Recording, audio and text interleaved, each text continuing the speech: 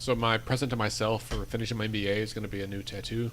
I think I'm down to like a few pieces I'm going to have her add in. Are you going to go full sleeve? Maybe like 3/4. Like a cactus, fat cactus. And then an armadillo, I think. Made of red velvet cake? No, that's terrifying. Armadillo made of red velvet cake? Yes. Mm-hmm. Still magnolias. Oh, I forget about that.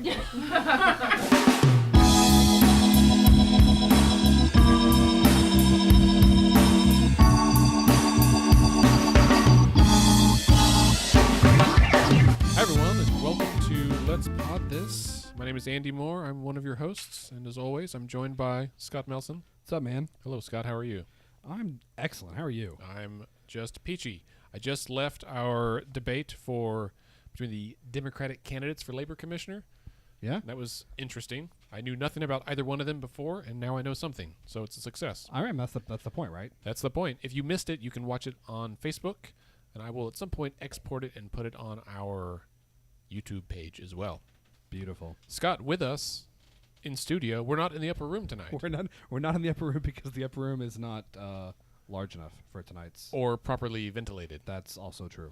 But we are in your dining room, joined by not one, not two, but 6 esteemed guests tonight. /studio audience. Studio audience, It's our first that's right. live studio audience. I'm going to go clockwise around the table. To my left is Nichole Moisant Gillette, who is not just an attorney, not just opinionated, but also the president of the board for Let's Fix This. Hello, Nichole. Hello, friends. Thanks for joining us. Welcome, Her Madam husband, President. That's Madam President. Ooh, that's a nice ring to it. Her husband, Ryan, who's also adequate, is in the back near the cheese board. Hello, Ryan. Thanks for being here. Scott, your wife, Ashley, is here. Hello, Ashley. Thanks for letting us into your home yet again, as you're used to coming home and seeing me in your upstairs room. My fiance, Katie. Hello, Katie. Thanks for joining us. Katie's taking photos. And then other 2 guests, Kim Woods from the Homeless Alliance, and also just a great person and friend, and Clayton Bahr, the wine doctor, as many of you may know. He's on Twitter. He's on KOSU, a man of many talents. Thanks for being here, Clayton. Thanks. I would also be remiss if I didn't note that Juno will probably make her customary appearance on the yes. pod this week That's because we can't lock her out of the upper room. So she's here.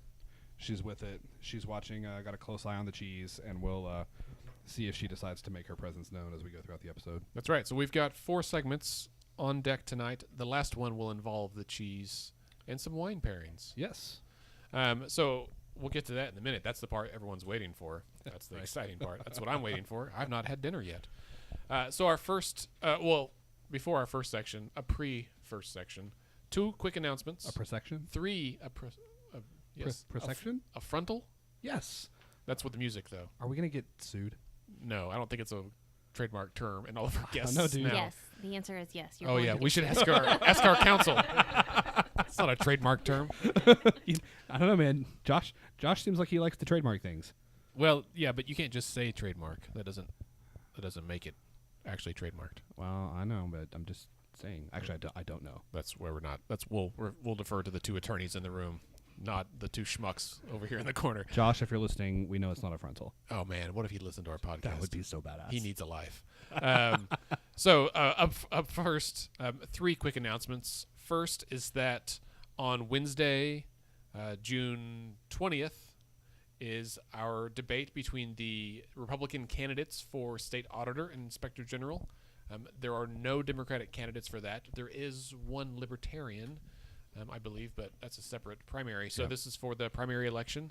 That's going to be at Trolley Stop Record Shop at 1212 North Penn, which is where we were this evening for the Labor Commissioner debate. So that's at 6 o'clock, I believe, next Yes, I think Wednesday, that's or that's yeah. Wednesday the 20th. And then Saturday, June 23rd, at the Tower Theater at 2 p.m., we'll have a debate between the Republican candidates for Attorney General. Y'all, that is going to be a good time. So the word, that's going to be a good time. Yeah, everyone I've talked to about that has said, "Ooh, that's a nasty race." Yes, And it is they've going all to get used the rowdy. word nasty. Yeah. Which I think that's like a word my mom uses, and I was like, "What?"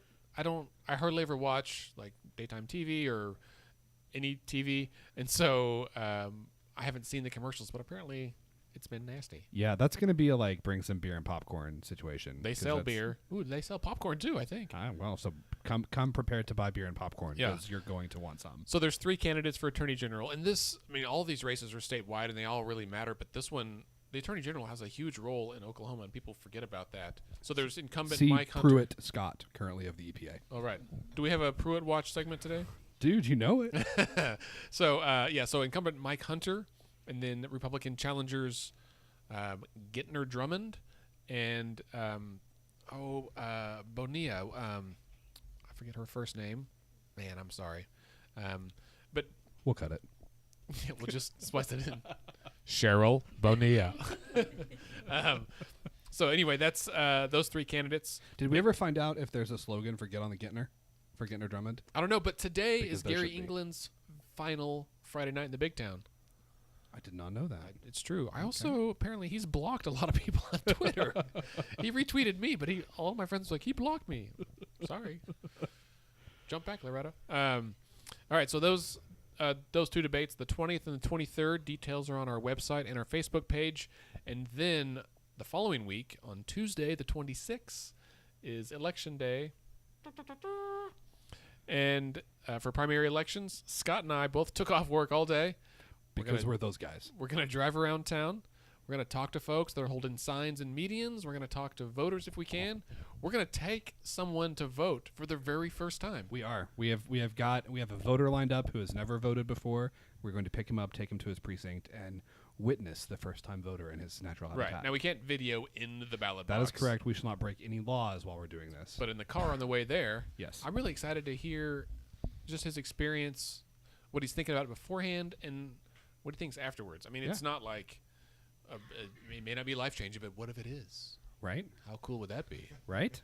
What if he's a changed man? His comes out and his bum knee is healed. Voting can do that, I've heard. I read it on the internet. So we're very excited about that. And then in the evening at 6 o'clock on the 26th, we're going to have a live podcast recording at Okanor in the Plaza District. We'll be in the back, so just come in the door and walk all the way to the back. Scott and I will be there with all 4 of these microphones and a smaller recording device than what we have tonight. And we would love for you, our listeners, to come and join us and share your thoughts, share what you're watching, what you're hoping for. We got State Question 788 that's on the ballot. We've got a whole bunch of candidates, 800-ish candidates. And so we're interested to see and hear from you. Yeah, I would love to see anybody come out and say hi, give us your thoughts, tell us what your experience was like on Election Day and what you're most looking forward to that evening. That's right. Including what your favorite beer is that's on tap at Okanor. Absolutely. They have 36 varieties on tap, I think. 36-ish? 40? If you're playing the drinking game, that's your first shot of the night, by the way. A lot. All right. If the children are listening, we're talking about milk. Different kinds of milk. That's all. All right. Let's get into raw milk. Don't drink that. I almost bought some raw milk cheese tonight. And I was like, who? No. That's raw milk that's gotten moldy. That's disgusting. What? Isn't it? I mean, it's I don't make cheese. It's pretty good. It's pretty good. it's outstanding, is what it is. Well, I didn't buy it. Did you buy some? I did not bring a raw milk cheese. I got a couple different cheeses over there that I like very much. Didn't you have you've shared a raw milk story on the podcast previously? Yeah. So As a physician, yeah, mind you. we were in a co-op, a food co-op. It was delicious. They had raw milk. We Hippies. drank it. Hippies. And we only did it for not very long because my We didn't inhale. yeah, basically my fear of all the diseases that you can get and die from with raw milk overcame my absolute conviction that it was the most delicious milk I've ever had. Right. I forget which state it was, but Effie has a story about a state legislature that voted to pass to allow raw milk, and they all drank raw milk on the floor, and then they all got sick. Yeah. That's a great You legislative don't want to be that state guy. government story. All right, let's jump into our first segment since all of our audience and guests are here waiting for something else. Scott, lead us on this segment of Don't Miss This, our weekly roundup of news and highlights? So, we usually try to keep this to like 5 topics and 5 articles. We haven't had a Don't Miss This in There's about 9 4 on weeks this list.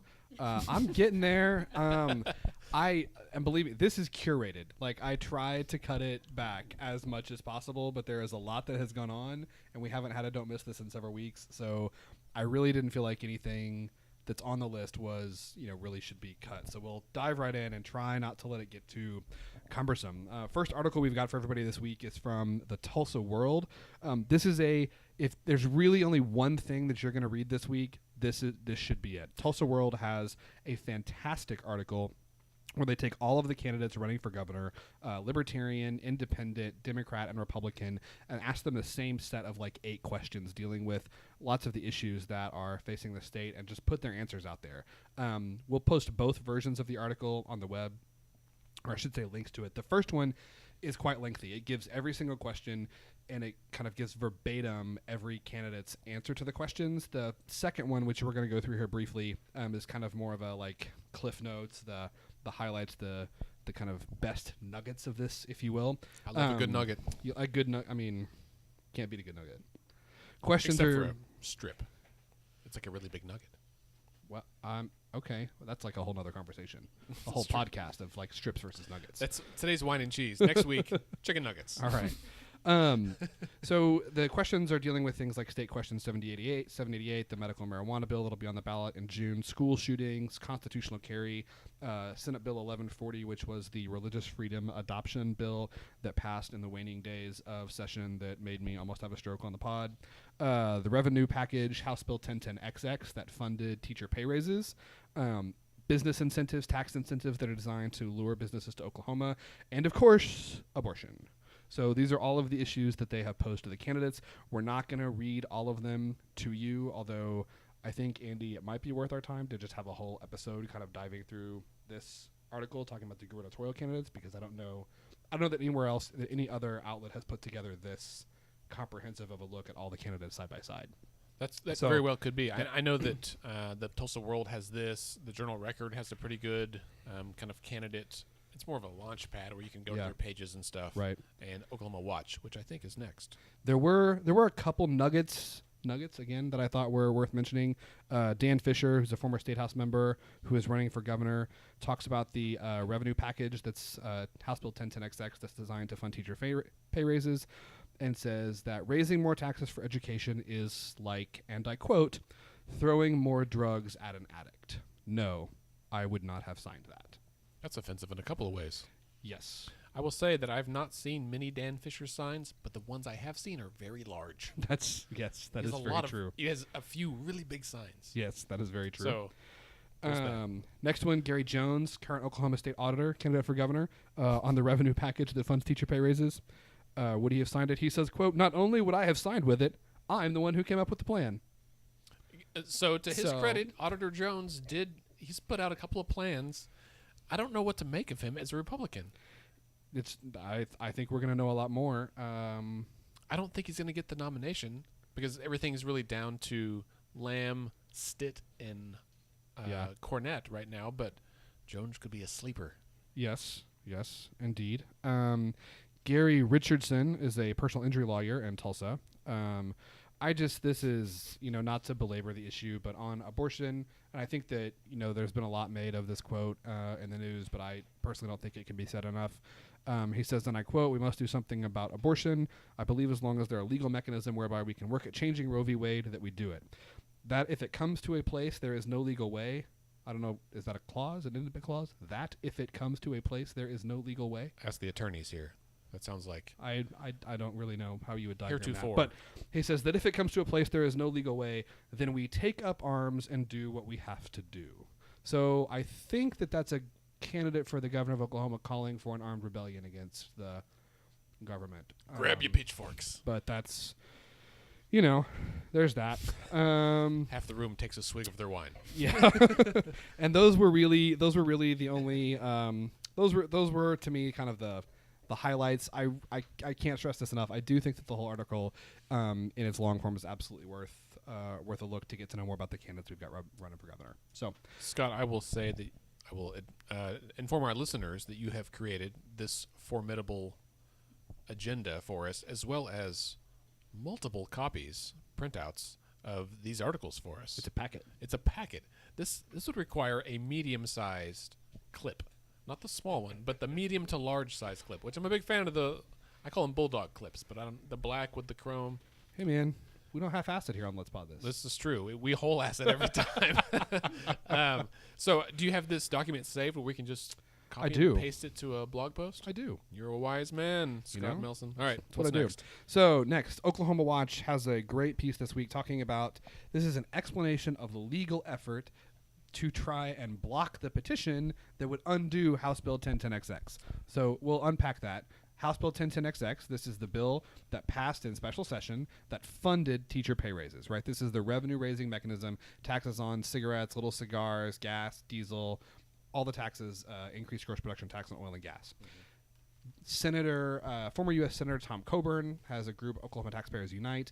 They are attempting to undo this using a process called veto referendum. They're collecting signatures to put an initiative on the ballot in the fall that would basically say, unless the voters of the state of Oklahoma agree, like the taxes would not go into effect. In response to that, professional educators, professional Oklahoma educators, and the Oklahoma Education Association, and some other education-related advocacy groups, they filed a lawsuit against Oklahoma Taxpayers Unite, trying to block their effort to stop the bill. Right. That make sense? So Group 1 wants to block the bill. Group 2 wants to block the block. Yes. That's well put. Much better than my summary. I'm a simple man. So this was interesting because the case was fast-tracked and heard before the Oklahoma State Supreme Court on Monday. Basically, the arguments come down to kind of 2 points. The Professional Educators Association, they are saying that Senator Coburn and his group should not be able to really even file this lawsuit. Like, the whole thing is basically invalid because you can't use the veto referendum, like this petition process, to block a bill that would, if it didn't go into effect, would create a threat to the public peace, health, and safety of the people of the state of Oklahoma. And they're saying that if this bill, if 1010XX doesn't go into effect and there's no revenue to fund the teacher pay raises, that creates a threat to the preservation of the public peace, health, and safety. That's their argument. I'll say our audience looks very thoughtful right now. Everyone was kind of looking up at the sky going, Indeed. that makes sense. Pensive. Pensive, if you will, yes. And then OEA, Oklahoma Educators Association, they have made a technical argument saying that because the Oklahoma Taxpayers Unite's petition does not include a copy of the legislation and the language that is explaining the tax increases is not adequately explained, that should, on technical grounds, kind of dismiss Oklahoma Taxpayers Unite and all the signatures they've gathered so far. From the lawyers in the room, is that an accurate summary? Yes, I would agree. Delightful. All right. Did anyone, a question for the audience, did anyone watch the Supreme Court hearing online? No. I listened to part of it. Got a little fiery. I didn't get to watch it. I saw some recaps and read some stuff. It seems like there are several of the justices are pretty skeptical of Oklahoma Taxpayers Unite. In fact, Justice, which one? I don't remember. One of the justices told OK Taxpayers Unite that this was like at best sloppy and at worst like deliberately misleading, I think is the word she used. Yeah, I mean, they almost said, "How dare you?" Yes. But they didn't. They're Supreme Court justices. So. Anyway, this is another one that I think that is, in a dignified way. I mean, I think you just did it. Well, I think this is definitely worth a read. It really goes through all of the kind of options here. What happens if the court rejects their challenge? What would happen to the raises if Oklahoma Taxpayers Unite is successful?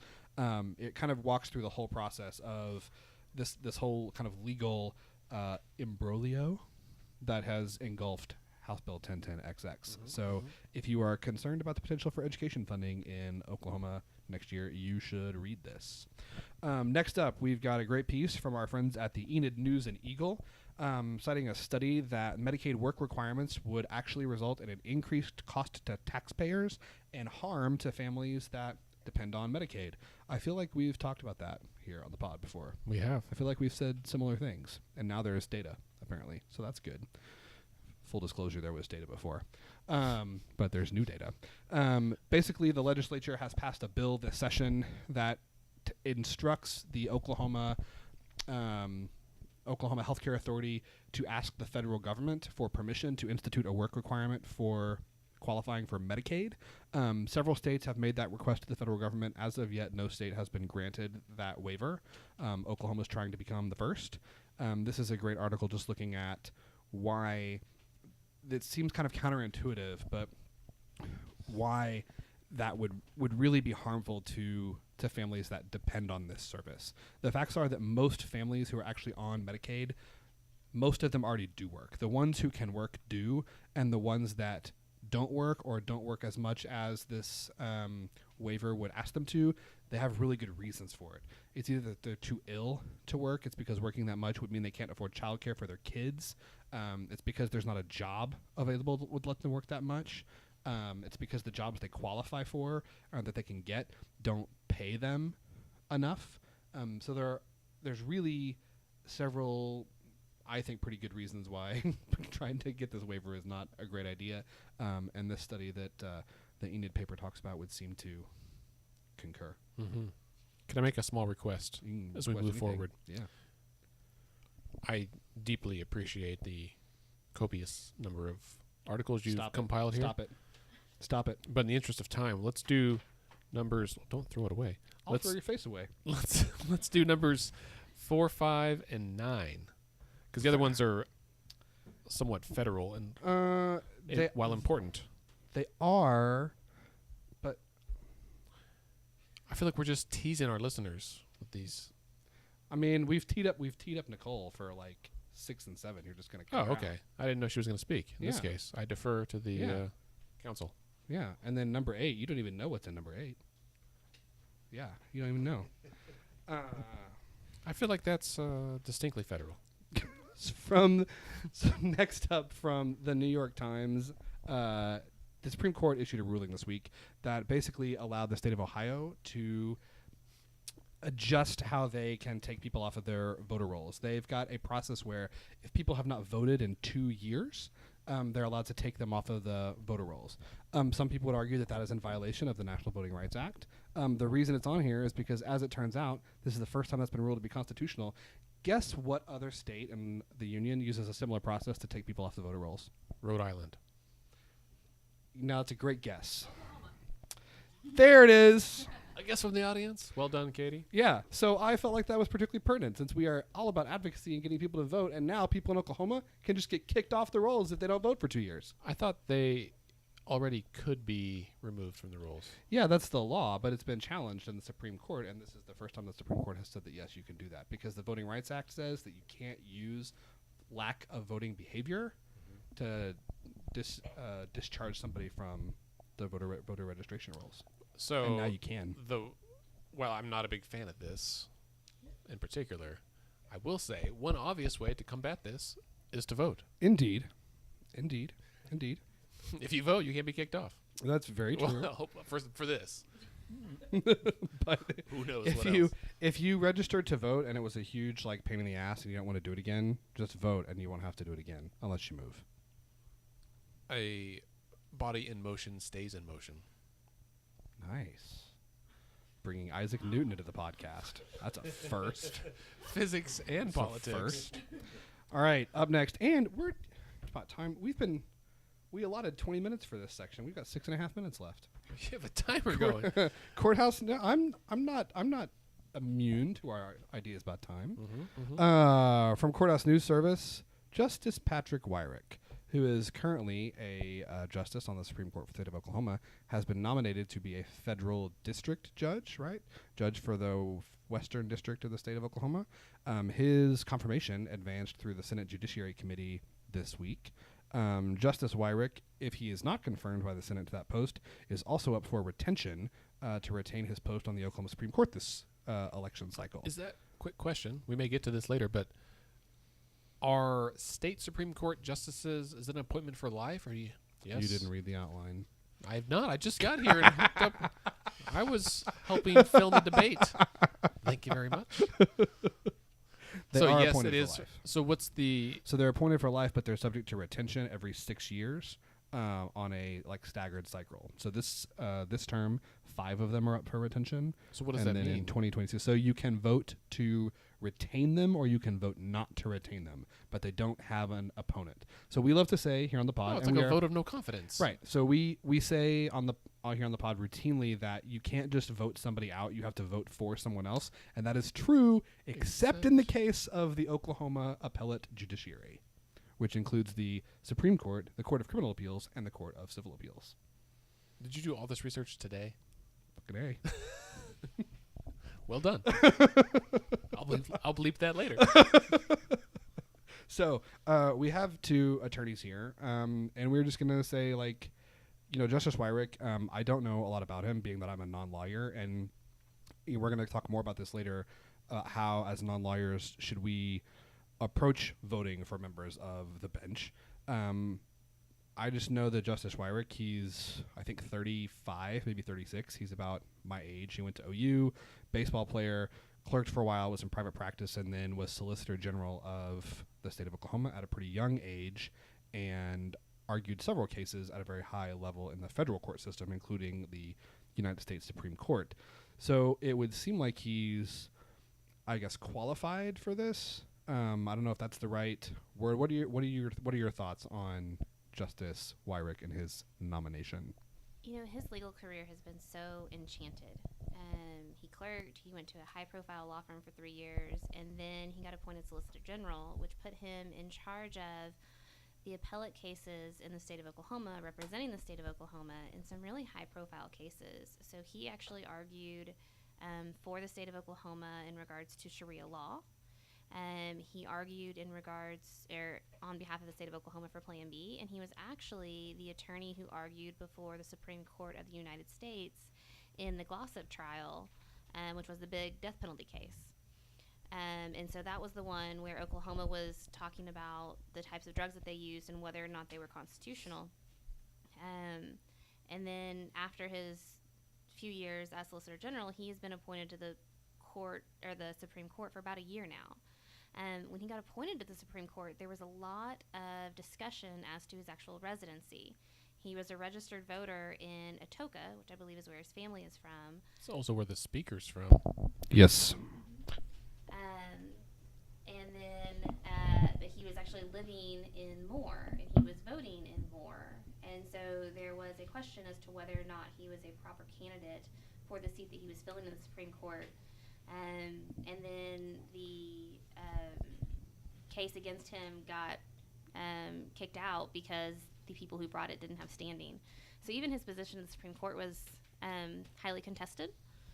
And as the confirmation in Washington, they actually brought up his arguments on the Glossop case, and he actually is somewhat infamous because Justice Sotomayor wrote a scathing opinion towards him and accused him as nicely as possible from the bench of not being truthful with the court. I mean, she almost straight up called him a liar, right? Pretty much.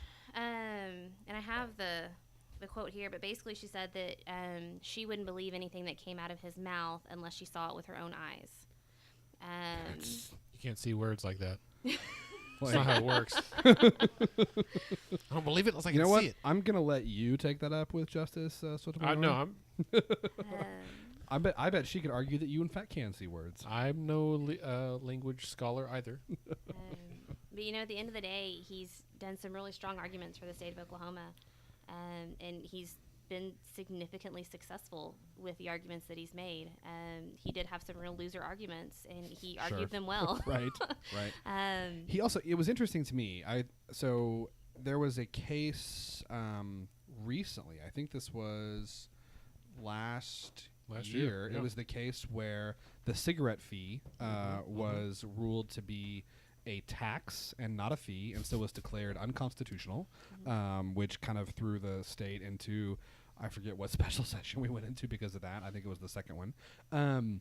I believe Justice Wyrick actually authored the majority opinion.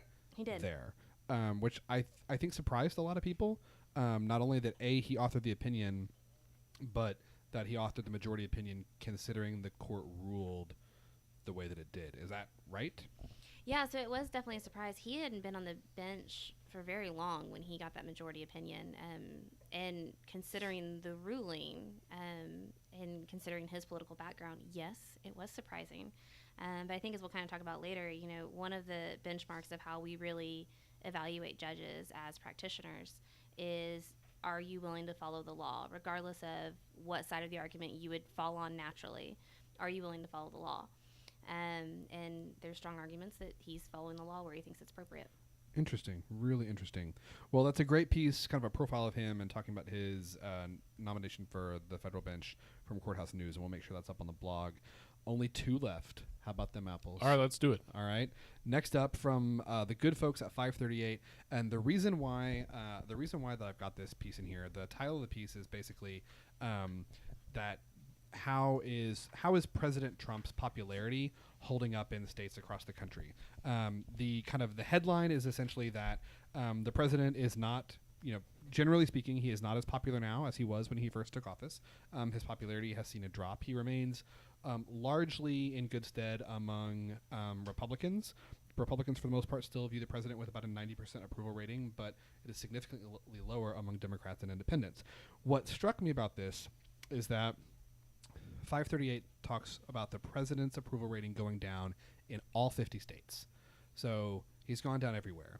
But then they rank the states by where his approval rating has dropped the most. I was just perusing this list and thought, I wonder where Oklahoma is.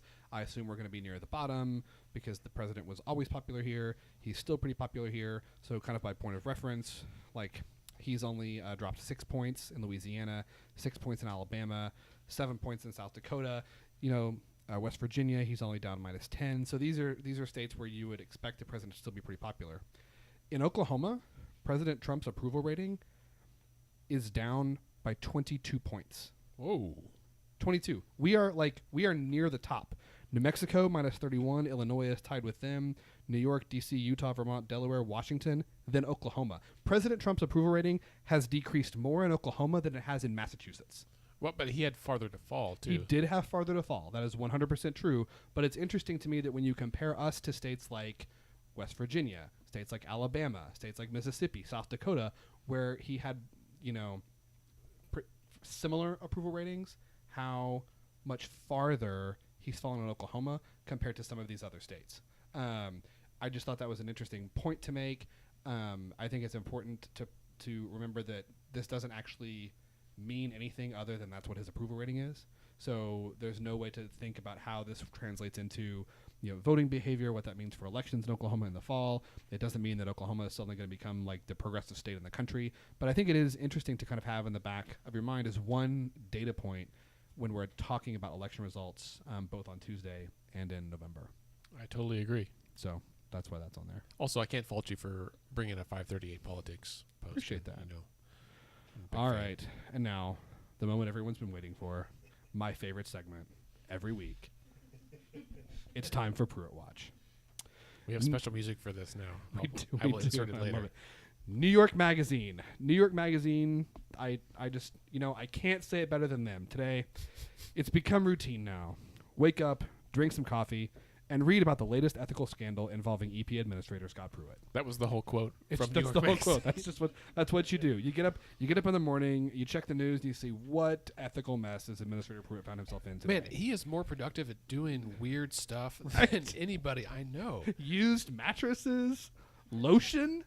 Like he has his aides drive around to hotels and steal the lotion. That's hotel lotion is unanimously known as gross. I mean, and like, I'm gonna have my I'm getting some weird looks from the audience about that. gonna have my wife see if we can get a Chick-fil-A franchise using my official post. Like, it's just bizarre. The amount of scandal that he has, and like weird scandal that doesn't involve like cutting this extra regulation.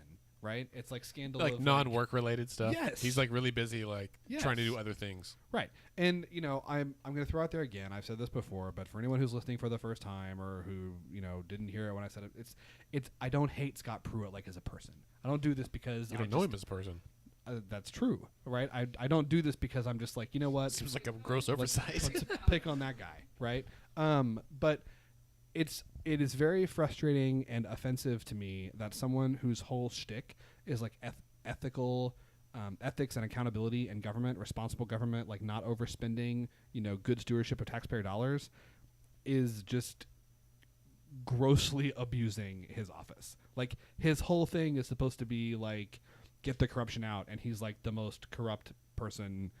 I mean, I guess we don't know if he's the most corrupt person. He's the most visibly corrupt person that we know about so far. There are a lot of corrupt people. And so that's why I focus so much on him. And additionally, he has made no secret of his designs to have a longer political career here in Oklahoma, and I think this is something that we should talk about. Yeah. So, what was the Trump podcast was it Trump Files? about him? I think so. There was a podcast, and I'll have to find it, that was about him, and it was fascinating. They talked to Joe Wirtz here at State Impact, Oklahoma, and some other folks that are local. Did you listen to it, Nichole? You're I nodding. did. Where they went and interviewed his very first client as an attorney, and really went back, and the whole thing was just fascinating. I kind of sat aghast in my car listening to it. Nice. What's the word when you're just standing there like slack-jawed, maybe? Anyway, it was super bizarre. All right. Well, that's it for the news recap. I know it was longer than usual. Hey, but we haven't done a news recap in a few weeks. that's that literally merits what a I long- said before we started. Thank you, and then listeners. You tried to cut me off. And live audience for dealing with it. Also, our old married couple bickering. All right, so let's move on to our... let's take a quick break first. Yes. Quick. And then we'll come back and with our legislative recap.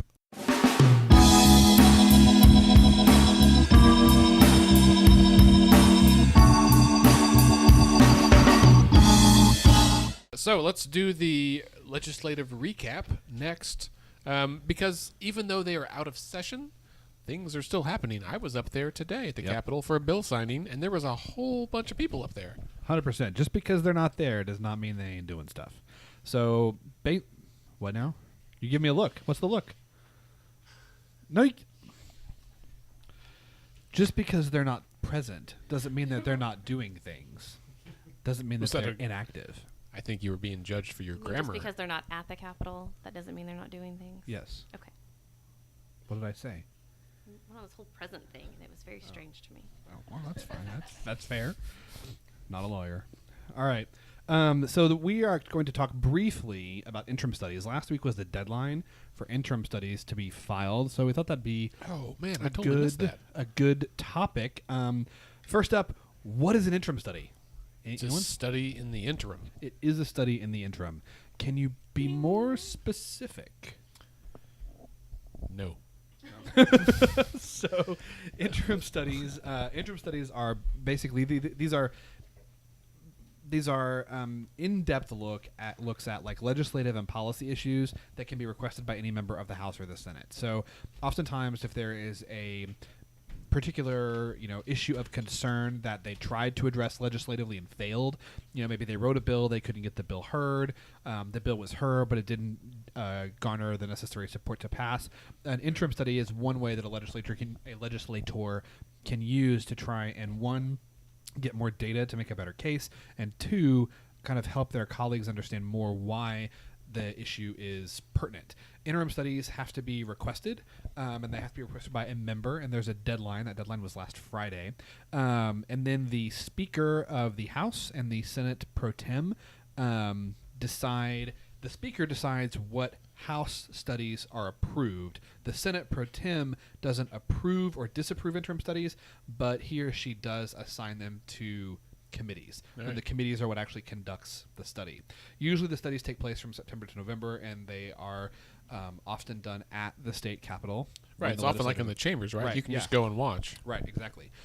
Usually there is not a formal report, but what will happen is there will be several meetings, sometimes just one, other times they'll have even several days of meetings. They'll bring in experts to talk about whatever the issue at hand is. And there's not usually a typical report or formal recommendations. It's just kind of a time to learn more about a particular subject and decide if there's a way to proceed legislatively Mm-hmm. further. Mm-hmm. I think maybe the most, if there's such a thing as a famous interim study, one of the There's not. one of the ones that generated a little bit more kind of this actually did, I think, generate some national notoriety. Representative John Bennett, Republican of Sallisaw, requested an interim study. I don't like where this is going couple already. of years ago, looking at the possibility of Sharia law being implemented in Oklahoma. Doesn't even make sense. Right. So that's one. There's others. This year, the House has requested 57 interim studies. I could not find data on the number of interim studies requested by the Senate for this session. Most recent I could get was 2017. So we've got a bunch here. We've got modernization of the Open Meeting Act. That sounds cool. Clarifying voter felon rights. That's interesting. One that's just called education reform. I feel like that's fairly broad. Then it gets even more specific. Mental health of farmers and ranchers. Also Interesting. important. Again, important. Not discussed ever. That's probably true. Katie says there's a rise in suicides Really? among ranchers and I farmers. had no idea. So last week we talked about suicide for quite a bit at the beginning, Yes. and I think this is a great example of something that that rural-urban divide that we often reference, and like how it's easy to become jaded against one or the other. But like, listen, like if your livelihood is based on weather patterns, right? Stuff you have zero control over, and it's based on your crop and your ability to harvest on time and the correct amount, and also on commodity prices, all this stuff that's totally out of your control. That is a stressful environment, and I can understand it. Also, people that have enormous property taxes, mortgages, whatever Sure. on these big farms, and Sure. equipment, and all this stuff. And often this is stuff that's been handed down from generation to generation, and you are at risk of losing your great granddaddy's farm. That's stress, man. Yeah. So, anyway, I believe that. Thank you, Katie, for that information. We'll look more into it. Kim, do you have any information to share about this? You nodded. No? Okay. Disagree. Just agree. Okay. Interesting. Concur. Cool. Moving I on. wanted to add a little tidbit on that. Another great use of interim studies is when you have a constituent who has a life-altering event or something that occurs to them, and they reach out to their representative. Interim studies are a great way for their elected officials to create the study and the change necessary to kind of make those changes in laws. One of the ones that I know that Stephanie Bice really did was she did a safe sleep interim study based on a kiddo who passed away in a daycare facility. And then from there, we made a huge change in safe sleep procedures in daycare. And that was because of an event that happened to one of her constituents. She went to her representatives. Representatives said, we need a law in Oklahoma that addresses this. And then it got made into law, I think, within the session or two. And so interim studies are a really great way to kind of use all those emails and phone calls and contacts from constituents to their representative to make those laws change in Oklahoma for things that we don't always think about. Very There we cool. go. Very cool. All right. Anything else on interim studies? No, I think it's really important that everyone pay attention to them. Agreed. Because they often are where that's a key way that legislators get information from the public. I have not actually attended one. A life goal of mine, bucket list item, is to contribute to a interim study. No one has asked me yet. I got to find a way to make it happen. Surely I know something about something someone cares about. Any of HIV, perhaps? Any of our legislators, if you're listening, you could fulfill a life dream Well, for and Andy. I need to look and see what was requested. It's really interesting just to kind of listen to what they've got to. So anyway, pay attention, come this fall. And then if there's something you care about and you want, this is something people don't know. Yeah. If there's something you care about and you think there should be a law about it or a change in a law, you can request that bill from your legislators. Yep. The best way to start. Yep. And if they don't know anything about it, they might request an interim study because it's a great way to educate them and their colleagues yeah. about an issue. And that's often, I think, that's a starting point for some of these issues. I would love to see an interim study about HIV education, personally. Our bill did not make it out of committee this year. We're going to try again next year. I think it's important. I don't think that there is one this year. I was thinking maybe. I don't. No, I mean, I don't see If someone there's one. requested it, I would have known them. Most likely. Last year there was a bill that was requested about HIV from someone, Yeah. and we caught us blindsided. That was bizarre. Okay. I mean, that's all I have on the interim studies. You got anything else? Anybody Anybody? Bueller? from our live studio audience? All right, great. So let's take a quick break, and when we come back, we will discuss our third segment, Let's Talk Judges.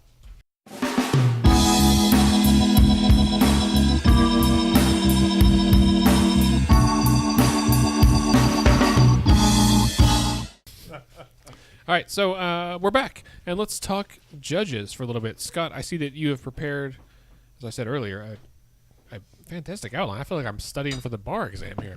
I don't know about that. So the first is about the Supremes. There are the Supremes. So we have a Supreme Court in the state of Oklahoma. There are how many justices on So the Supreme not Court the of the state band. of Oklahoma? I don't practice before the Supreme Court of Oklahoma, so I think there's 7. I 9. think Okay. I was Seven thinking or there's- 9. 9. It's an odd number. Maybe 11. There's more than 5. 23. I don't think that's right. All right. I feel like you should have warned me that you were going to ask me that question because I would have researched it and not answered with an I don't know. You didn't read your outline, did you? So yeah, we've got the Supreme Court of Oklahoma. I mean, there's essentially what we're talking about here. Why this is coming up is, as we've mentioned many times, the primary elections are on June 26th, and there will be some judgeships on the ballot on the primaries on the 26th, but there will also be a number of judges on the ballot in November. Judges in Oklahoma achieve their status it's kind of a mixed bag how they get on the bench. It's a combination of elections and appointments. So there are 3 appellate courts in the state of Oklahoma. There's the Supreme Court of the state of Oklahoma, which has how many justices? Supreme Court has 9 Supreme 9 Court justices. See, there we go. The Court of Criminal Appeals, I have no idea how many judges are on that. And then the Court of Civil Appeals. Those are the 3, right? The only 3 appellate courts for the state of Oklahoma. Yeah, I would just want to. You just said this, but I want to reiterate so that people understand. So there's the Supreme Court, Right. And then there's the Court of Criminal Appeals and the Right. Court of Civil Appeals. Yes. Those are 3 so criminal versus civil is an important distinction. Right. And they function. The Supreme Court is like they're the boss, but they hear civil cases, and because of the number of cases that are referred to them, they actually pawn off a lot of their work to the Court of Civil Appeals. As I understand it, the Court of Criminal Appeals in Oklahoma is the last stop for any criminal case. There's no criminal case that appears before the Supreme Court. Is that correct? It is, in fact, the court of last resort. See, I'll look at that. The It has a Court name. of Last Resort. That could be a band. That could be a 90s band. Court of Last Or Resort. like a late 80s Yeah. hair band. Yeah. So, judges to the appellate courts in Oklahoma are appointed by the governor. So, Supreme Court, Court of Criminal Appeals, Court of Civil Appeals, all the judges that are on those courts are appointed by the governor. However, the governor has to select someone who's put forward by the Judicial Nomination Commission. So, if there's a vacancy on the Supreme Court, the Judicial Nominating Commission will give the governor 3 choices, and he or she has to pick one of those 3 to fill the vacancy. The Judicial Nomination Commission is a group of 15, 6 non-lawyers that the governor picks, 6 lawyers that are elected by members of the Oklahoma Bar, i.e. other lawyers, and then 3 at-large members, 1 picked by the Speaker of the House, 1 by the Senate Pro Tem, and 1 that's elected by the commission itself. So that's who gives the governor his or her choices for who they can appoint to the appellate courts. Appellate court appointments are for life, but they're subject to retention by the electorate every 6 years in staggered terms. I apologize for the interruption. Nichole, can you define appellate for our listeners? Yes. So if you were to go to most court cases that we're familiar with, if you are at the county courthouse, which is the district court level, so if it is a family case of a guardianship, an adoption, a divorce, if it is a criminal misdemeanor, if it is a criminal felony, or any of your civil cases, most of those will happen in the district court level. The district court will make a ruling. If someone disagrees with that district court ruling, they can appeal it to the proper court of appeals within the specific time period, which is usually about 30 days. And then the court of appeals, either the civil court or the criminal court, will either affirm the judge from the district court, or they will reverse the judge and remand it back down to the district court for a new ruling. Interesting. That's a good That was a good definition. I'm still not sure that I know what it means, but well done. Perfect. So just make it a little bit easier. If there's a ruling from the district court that one party does not like, they can ask another court to come in and review that ruling. Is that called an appeal? That's called an appeal. Appellate, an appeal. Yes. There's some Latin connection there. Yes, there you go. Ooh la la. And so they can appeal the decision from the district court on a technical argument or on a question of law or a question of fact. Can you appeal it just because you don't like it? You can. It's difficult to be successful in that. But yes, I've seen a lot of appeals that people just didn't like their ruling from the district court. I like that you said it's difficult, and also I've seen a lot of them. It's difficult to win those, but I have seen a lot of them. Beautiful. So the appellate courts, which are the courts Nichole was just describing that hear these appeals, justices on the appellate courts are appointed for life, but every 6 years they have to be not even re-elected because they don't get elected to begin with, but they have to be retained. So essentially there are 5 of the Supreme Court justices that are up for retention this year, which means that on your ballot in November, you will see the name of a Supreme Court justice, and you will be asked to check yes, keep them on the court, or no, they don't need to stay on the court. Because the elections are non-competitive, they're not running against anyone, they're not allowed to have their party affiliation listed on the ballot or discuss it. There's no opponent in the campaign. There is no actual campaign. They're not allowed to raise any money and try to run for retention. It's a simple majority, so 50% plus 1. It's yes or no, and most of the time, judges up for retention, judges, I don't know what their right term is, but justices, same. Interchangeable, but they are usually justices of the Supreme Court or the Court of Appeals. Okay, so justices that are up for retention most of the time will get about 2/3 of the vote saying they should be retained. So these are not the justices or the judges for whom we see signs out. Correct. Because they're not allowed to campaign. That is correct. Interesting. Okay. Yeah. So who are all those people? Supreme Court and Court of Appeals are not sign people. Right. Not sign people.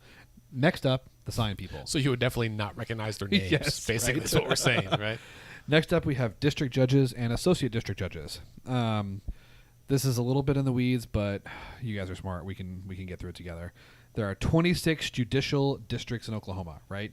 Each one with at least one judge, and some of them have more judges depending on the population of the district and the caseload.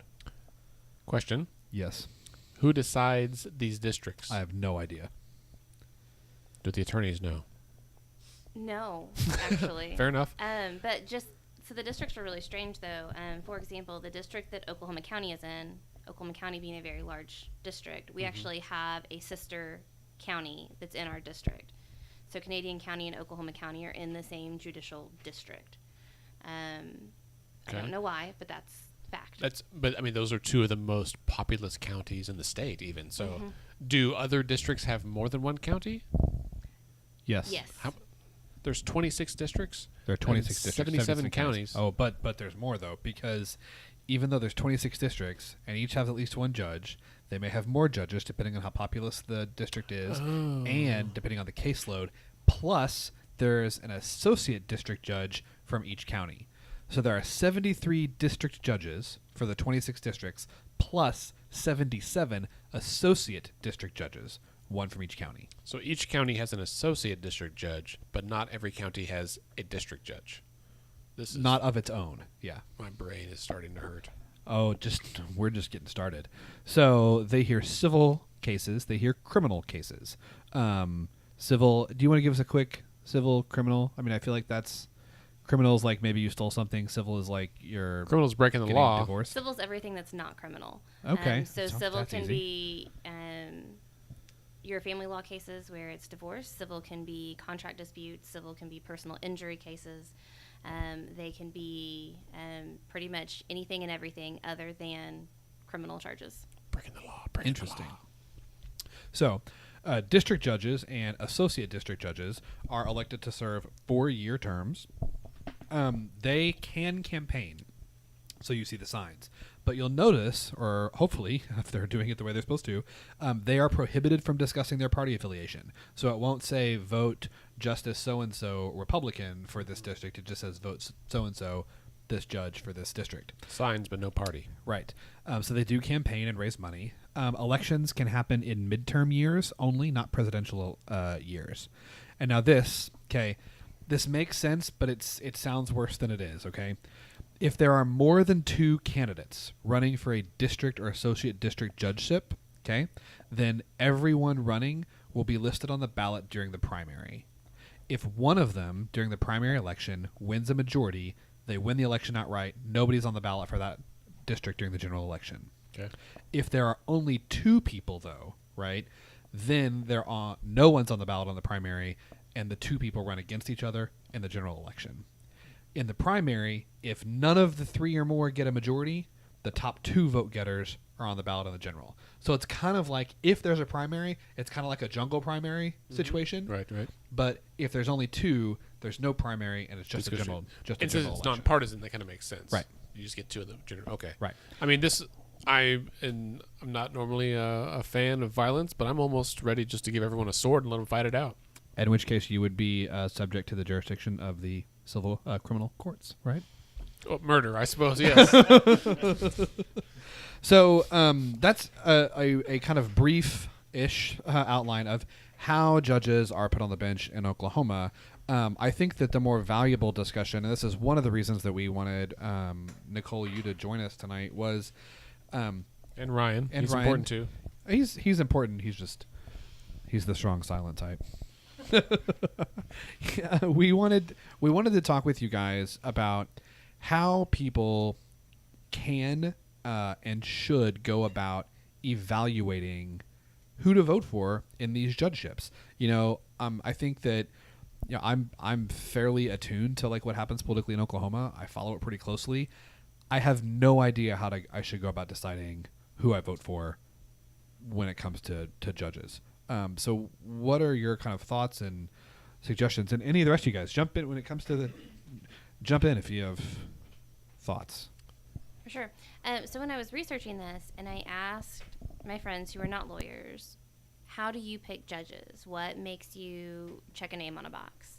And they said, well, I want to know how they vote, or I want to know how they rule. Do they rule in favor of the business, or do they rule in favor of the person suing the business?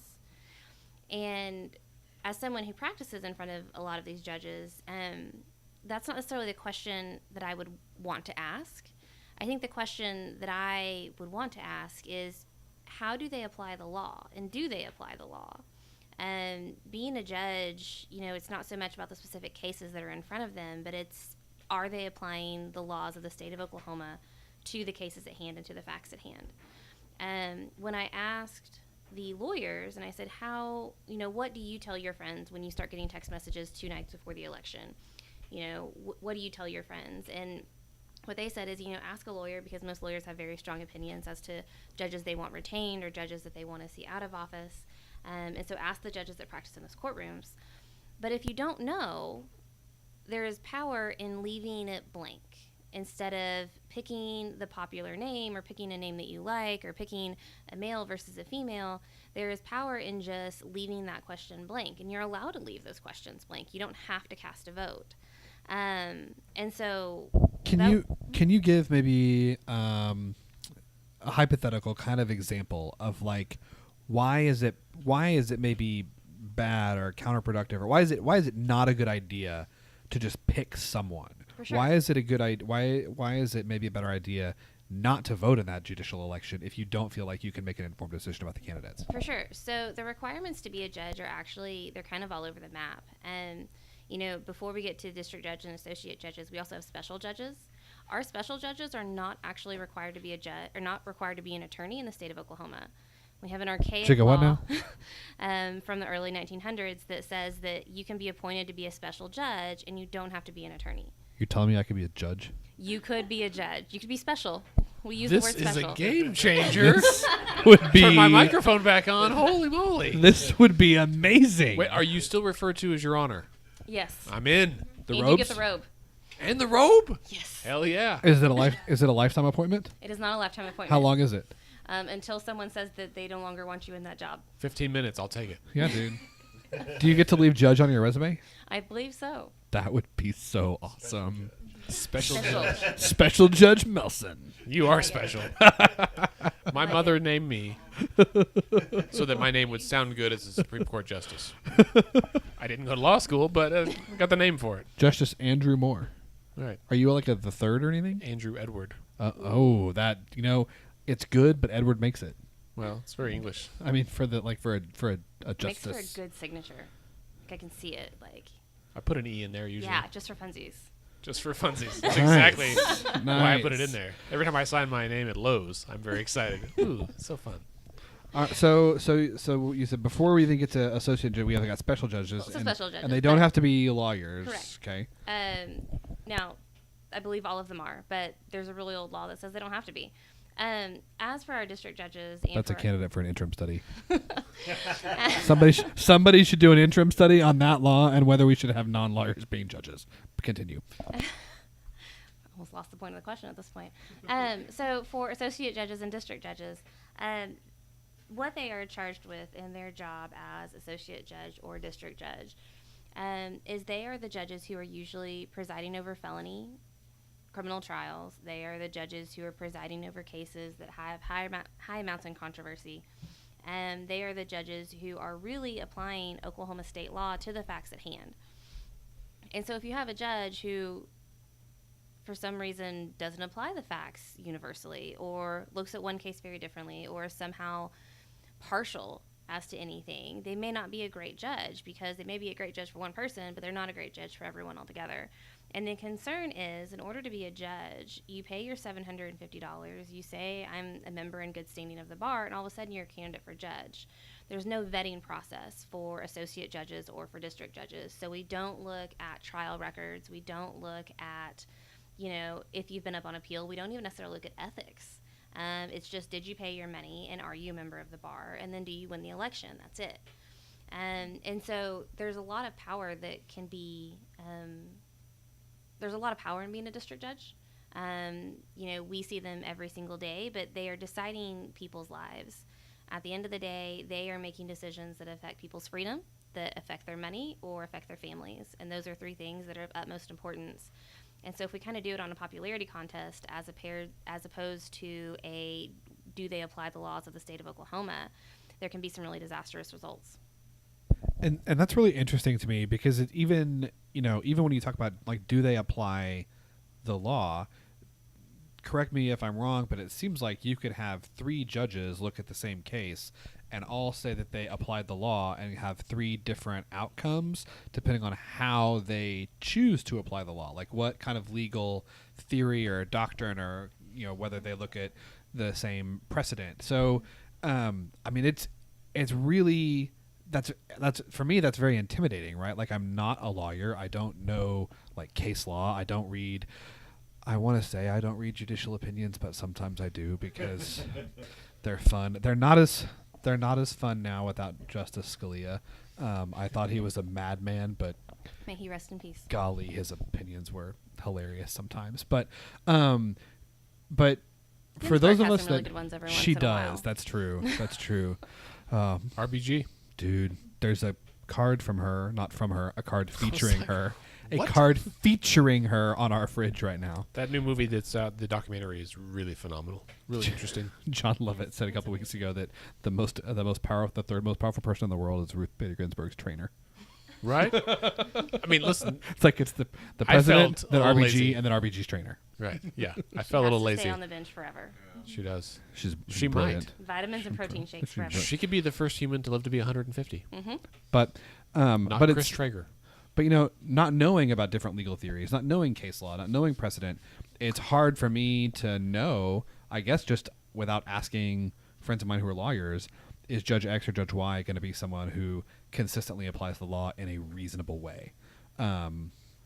So is that what we should do? Like, we should just find people who maybe practice in front of these judges, find people. I mean, is there a way to kind of get that information if you don't happen to have friends that hear, what do you call it when you do a case in front of a judge? What's that called? A trial? Trial. Yeah, there you go.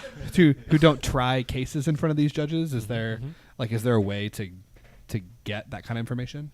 The Bar Association usually puts out some literature, especially on appellate judges and Supreme Court judges. As for district court judges, it's kind of hard to find. And usually the opinions that you do find are from parties to cases that the judges have ruled on, and they ruled against those parties. In Oklahoma County, currently there's poster boards and poster boards and poster boards of people who had judges rule against them, and they say that they need to be removed, and they line out all of these arguments against the judges. And I mean, when it comes to the judicial process and it comes to criminal processes or civil processes, it seems the parties who are the most angry are the most vocal.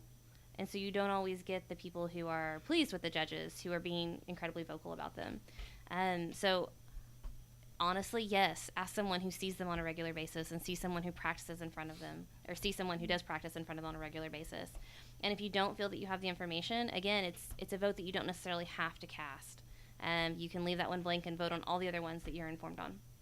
So I mean, I've heard that kind of advice from other attorneys, people that I trust, that said on judges, if you're not sure, either don't vote or just vote in the person that's there. Like sometimes the change is more traumatic, and that's not advice you hear about other positions typically.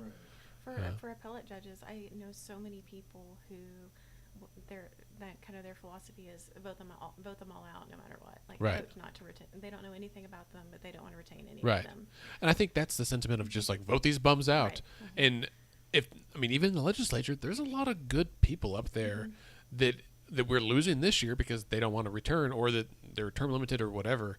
And sometimes that loss of institutional knowledge and experience is devastating. I was talking to Representative Marcus McIntyre today. I was there for a bill signing, and we were talking about that very thing in the legislature. He's only been there for 2 years, 4 years. I think that Marcus just finished his first term. Yeah, and maybe 2 years. And so it's 2 or 4, not very long. And so he's learned a lot in that time, but not near as much as someone who's been there for 10 or 12. And so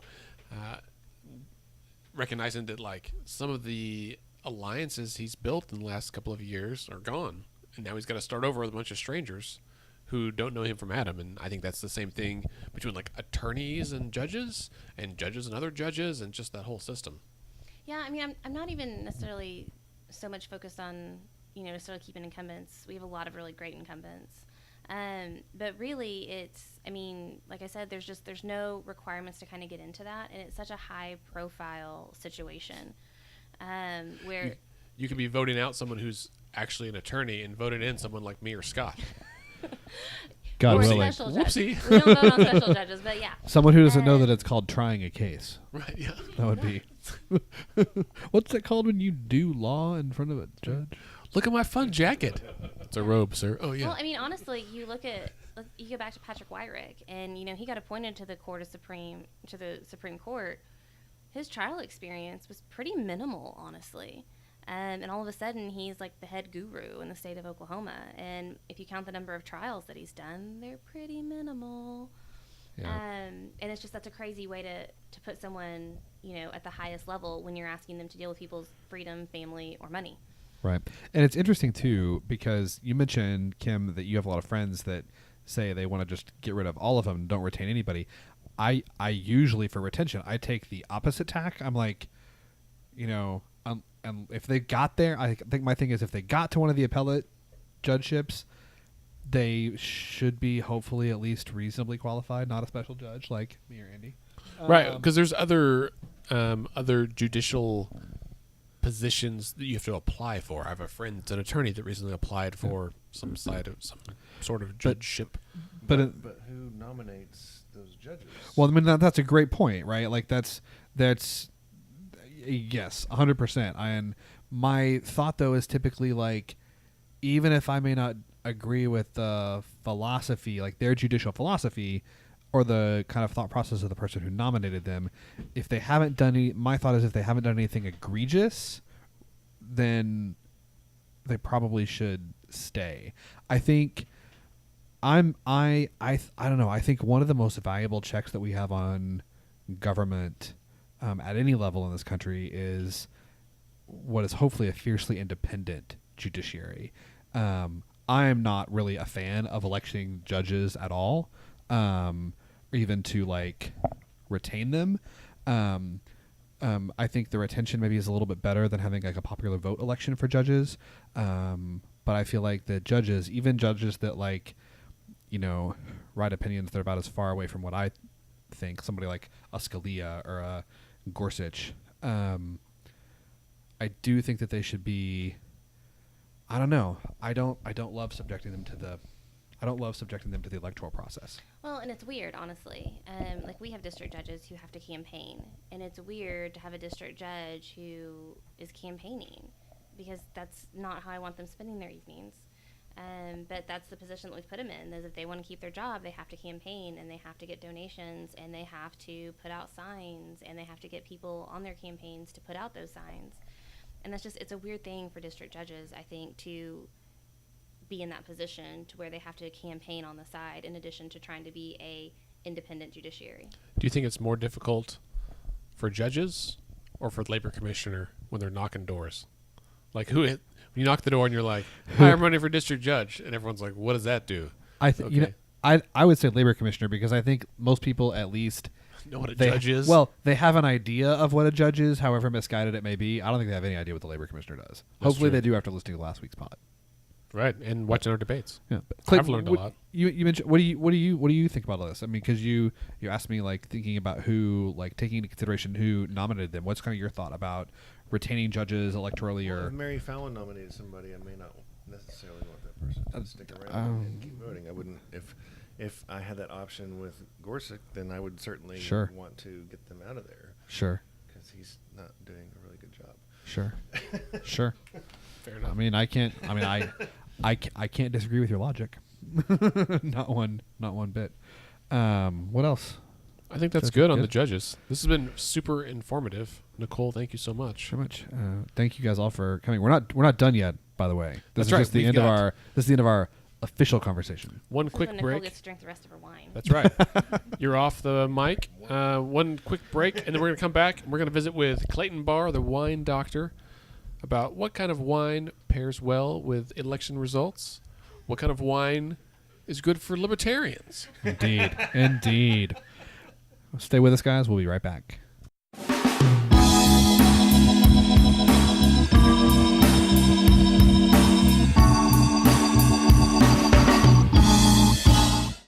Okay, we're back. And for this last segment, less serious, slightly less politics, more wine. We are joined by Clayton Bahr, the wine doctor. He is the assistant to the regional manager. No. Assistant to the assistant. He's the Western Oklahoma Western District sales manager for Artisan Fine Wines and Spirits, who are also one of our sponsors for our bourbon fundraising event last fall.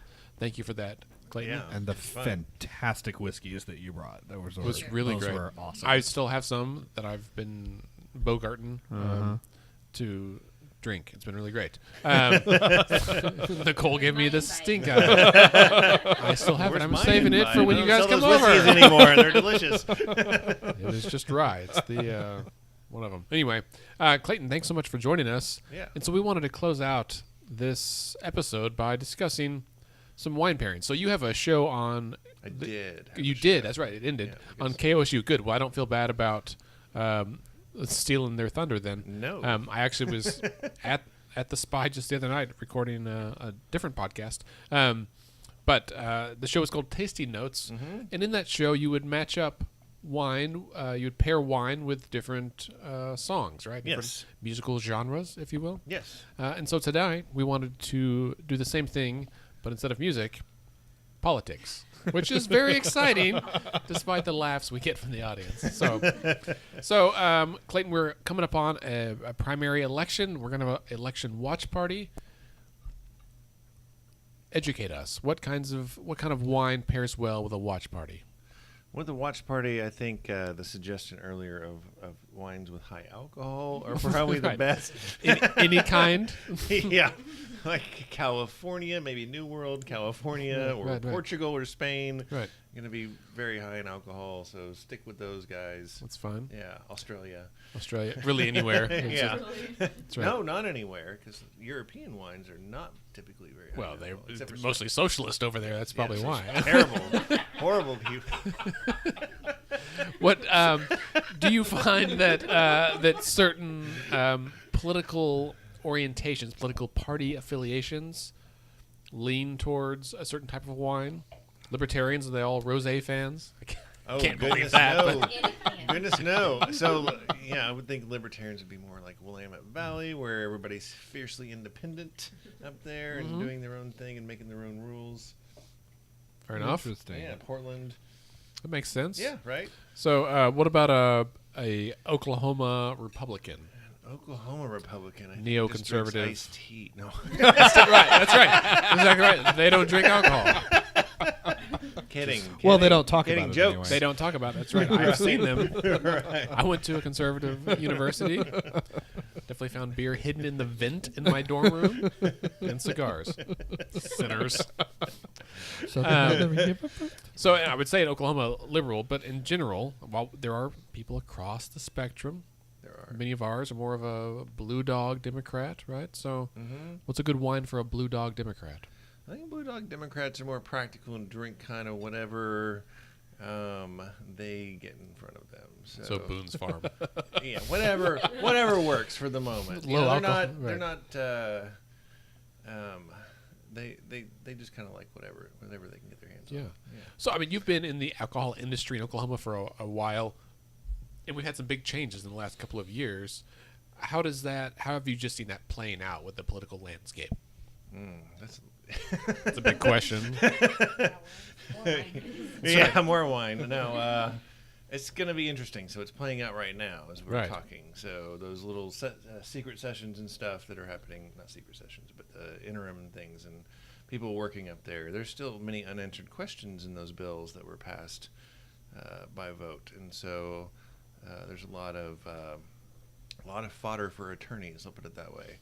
Because there's no Cheers from the attorney crowd, right? yeah. Well, you have enforcement agencies and you have legislators who don't understand how the system works or how things work, and then you have the enforcement agencies be like, I have to do whatever, I have to abide by whatever laws are passed, and so if you don't understand how the law works, then, and most legislators aren't attorneys, so you end up with laws that don't necessarily make sense, and so many times after this is a big constitutional change. Right. This is State Question 792. Is Yeah, that it? big constitutional Yeah. change. So there will be lots and lots of challenges coming out of this. Lots. Oh, still over the interesting. first year. Okay, so it that goes is into really- effect. That's really where the laws get. That's where the law gets sort of hammered out, is in those challenges, and we actually see what's actually going to happen Right. over the next couple of years as the attorneys go to bat for whoever feels like they're being wronged. Right. Interesting. And so those laws go into effect this year, right? Some of them have already gone into effect, kind of, sort of. I mean, they're trying to help. The legislator's done a great job of being aware of the industry and the changes that they've asked the state to make, I guess, or they put forward, and so they've been pretty good about allowing. I'm not talking close enough. you're good. They've been pretty good about being aware of that and sort of being lenient on some things or adapting the current, because it's like flipping a light switch. You have one law one day and you have one law the next day, and you just can't just do that. You can't change Right. a whole entire system of checks and balances and the way things work, and just by flipping the light switch. So they're kind of it's still going to be chaotic as all get out, but they're trying to maneuver things so that it's not so crazy. It'll still be crazy. Do you think the changes we're looking at are overall positive for the state, positive for the industry? How do you? What's your? I don't know yet. Sure. It's a lot we don't know about how this is Right. going to play out. I think a lot of local businesses will go out of business Okay. because that's just the nature of the And way it's I've gonna seen that happen. already. Like a ton They're of those already- small liquor stores, like next to 7-Eleven and stuff, are just 7-Eleven, the second that the law passed, 7-Eleven owns all the buildings, at least here in the Right, city, where they're in the located, metro yeah. area. I don't think they own them all over the state, but at least in the city, they own all of the buildings that they're in, and so they negated the leases the second, so they're not renewing leases for any liquor stores that are residing In their next to them property. because they don't want to compete against them. So And prices are going up. Yeah. prices have already gone up.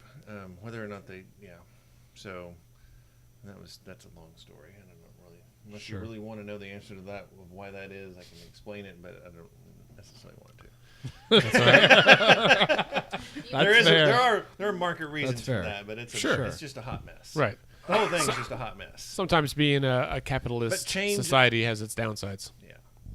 Change is inevitable, and hopefully at the end of all this, that maybe things will get better, and maybe Right. they won't. So Right.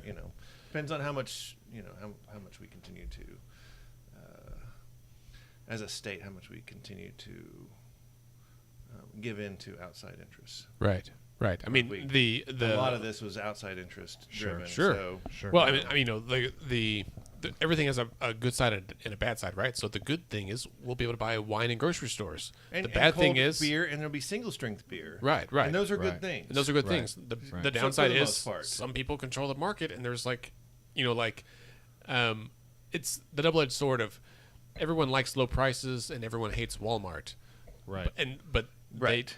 It's the Walmartization of America. Yeah, And right. that's essentially what this law did, is it allowed for that to happen. Is it funny to you guys? This is maybe not a wine-based comment, but most of people I know despise Walmart, but we love our Amazon Prime.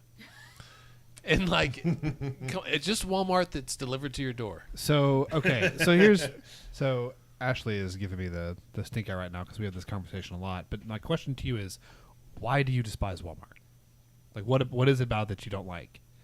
I'm fine with it. Okay, well, I I mean, I don't. There's things I I don't can like, tell you- but I Because will I- I can tell tolerate. you everything I don't like. right. Well, My because biggest thing is they don't pay their workers enough, and we are paying for for welfare benefits for their workers. We're footing the bill for that, and they're getting all these tax breaks. Right. So They should Yeah. be taking care of underpaid their staff, workers. If they yeah, took care at of both their companies. workers, I'll say then that. it'd be Yeah. different. Also, their Sure. lighting is abrasive. yes, Katie, excellent And- point. Their and- lighting is abrasive. well, Well, and they so, destroyed small town America, but at the same time, some small towns have reinvented themselves, and there's been a renaissance of that also Right. in a strange way. So Right. I don't know if I call it good, but Right. certainly it decimated rural Yeah, America. mom and pop shops and Yeah, absolutely. Sure.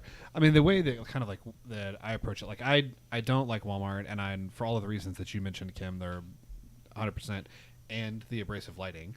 But I mean, a big thing for me is I hope I don't alienate every Walmart employee who listens to us.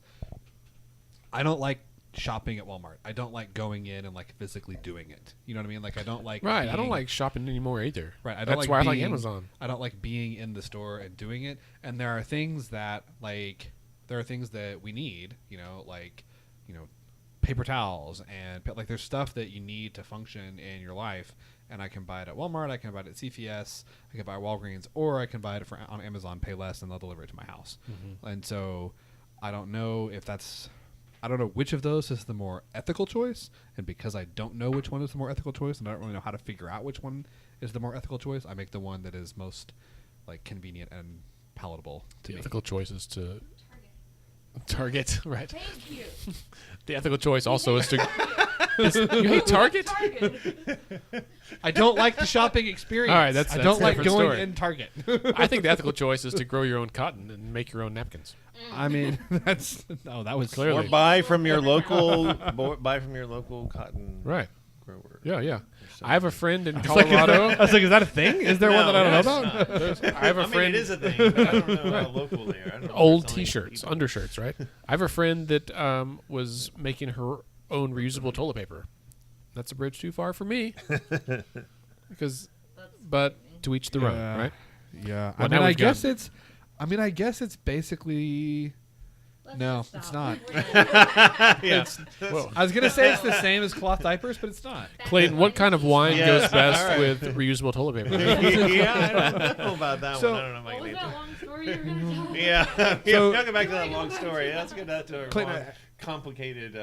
I think one thing, that comes up when people are having, whether it's a watch party for, a football game or an election or just having friends over to enjoy food and drinks. I think something that can be really intimidating for people is trying to have especially when you talk about wine, I think a lot of people get really worked up and have like anxiety about putting the quote right wine with the right food. Like what would be your advice for people how to kind of approach that when you're going to have wine and you're going to have food? How do you do both of them together? How do I do both of them together is I've had lots and lots of practice, and so I get to see what works together. But if you don't have that, then, and I actually taught a music and wine class the other day, and somebody asked me that almost the same question. And so I kind of look at wine pairing for myself. So let's just say that I'm going to go do something. So I might approach it 3 different ways. I might build an entire meal around a bottle of wine that I want to drink. That sounds amazing. Right. But that's just lots of practice. I might choose a bottle of wine based upon the meal that I'm going to have, and then take flavors from the food and flavors from the wine that I know are going to be there and kind of match those together, kind of like this white wine and cheese we had earlier. Or I'm just going to drink whatever the hell I want. Attaboy. Right. I want to drink this wine right now, and I'm going to eat a cheeseburger or hot dog with it. Right. And So my so basic rules that are really doesn't. So it really just I don't care. Yeah, but I think that's important. I think it's important to say though, because I think, and tell me if you think like this is blasphemy, but like, I love good food and I love good wine and I love it when they go well together. But I also people have asked me before like, well, what's a good wine? And I say the good wine, like the best wine is the wine that you really enjoy drinking, right? Absolutely. Like that's no, I 100% agree with that. One of the other things I used to say on the show all the time was, if you're going into a store and you're wanting to try new things, or if you're you want to know what's a good wine, because there's a lot of wine, there's a lot of choices, in wine, and a lot of times we're afraid of making a bad choice. We buy the wine that we've had before all the time or whatever. And my suggestion is, if you see a bunch of words on the label and it's under $15 and you don't know what those words mean, buy that wine. Sure. And I bet 90% of depending on what you like, but for me, I'm almost guaranteed I'm going to have a bottle of wine that I'm going to enjoy. Sure. Or at least I get to learn about and something, and then I got to find out what those words mean. And, right. And also like write down the name of the wine, because I hate when you have a bottle like, oh, that was delicious, and then you throw it away, and then later you're like, what was that? What was it? It was really good. There's also some great apps. Yeah, Delectable and Vivino, and you can take a picture of the label and it tells you what the wine is. Oh, that's handy. Yeah. I've never. And you can rate it, so you can go back. Yeah, we and do. Oh, have, right. Yeah, we do Kinda have like the ability of Untapped for Google beer. and things to Yeah. kind of figure stuff out. So yeah, I mean, my basic rules are red wine with red meat, Yep. and then like white wine with fish usually. But now everyone loves rosés, and I don't know where they fit in there because they're kind of rosés pink. go with everything. That's what I think that's why Everything. they're so big right now. Right. I think that one thing I try to, and this is this I think is mostly when I'm trying to like pick, if somebody says, hey, bring some cheese and bring some wine, I try to pick a bottle of wine and a cheese that were made in the same place. Like Oh, if you like- know what I That's a mean? good idea. Like if Both they're in Australia, like or- if they're made in the same place, then there's a reasonably good chance that they're going to go well together, because the people who are making the cheese and making the wine probably eat and drink it together, and they Yes. made it so it's going to go together. You're You know what I absolutely mean? right. Like, so that's probably my biggest rule of thumb, is like how to like try and if I'm going to get a French wine, I'm going to get a French cheese, ideally from the same region and so forth. Yeah. But like we had a rosé tonight, and it's from Slovenia. It'd probably be about $15 on a shelf somewhere. So that's a $15 bottle of wine. It's from Slovenia. Never seen a Slovenian rosé before. Sure. So Try it. absolutely try it. It's totally worth the risk for that. So we've got Now, but once you get over $15, then the risk factors start to change. Sure. Yeah. So we've got Slovenian rosé. What else? What else have we been drinking tonight? What else can you tell us about the wines we've had? Oh goodness, we had a lot of Bordeaux tonight. God bless and- Bordeaux. That's in yeah, France. That is in France. Yes, some French Sauvignon Blanc, and some Napa Cabernet and Cabernet Franc. California. Yep. We're so multicultural. We traveled all over the world tonight. That's right. on Wine. Feel like it. Well, I think this has been a lot of fun for us. I hope it's been fun for you guys. We appreciate all of your time. We appreciate you listening, jumping in, participating. Clayton, we absolutely appreciate the wine and your knowledge and expertise there. So I think that's probably going to wrap it up. I want to say special thanks to Nichole and Ryan Gillette for jumping on the show and giving their thoughts about the state judiciary and elections and how to evaluate judges. Thank you to my wife Ashley for letting us have this in our house. Thank you to Katie, Andy's fiance, for being here, supporting, and making sure that we all have our glasses filled as we've gone through the evening. And thank you to Kim for jumping in and for your thoughts as well. Andy, That's thank right, you as always. Scott. That for, brings us to the end of this episode. Remember, you can connect with us on Twitter and Instagram at Let's Fix This OK. Scott is at SC Melson. I am at AndyOKC. Clayton is at WineDR. That's Wine Doctor. Nichole is at _Nichole.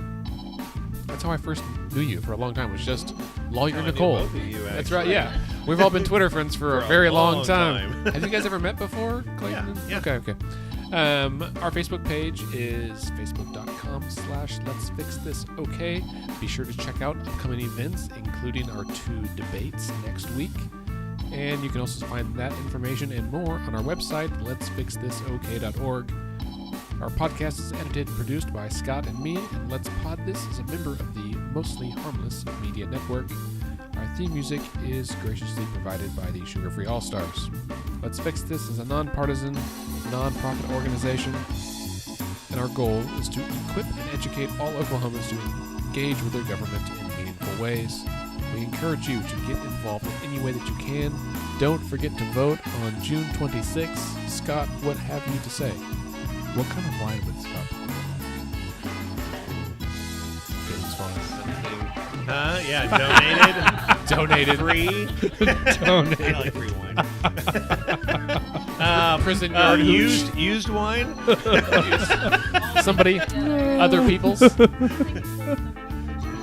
Yeah. The mini fridge one, right? Yeah. Remember, everybody, decisions are made by those who show up.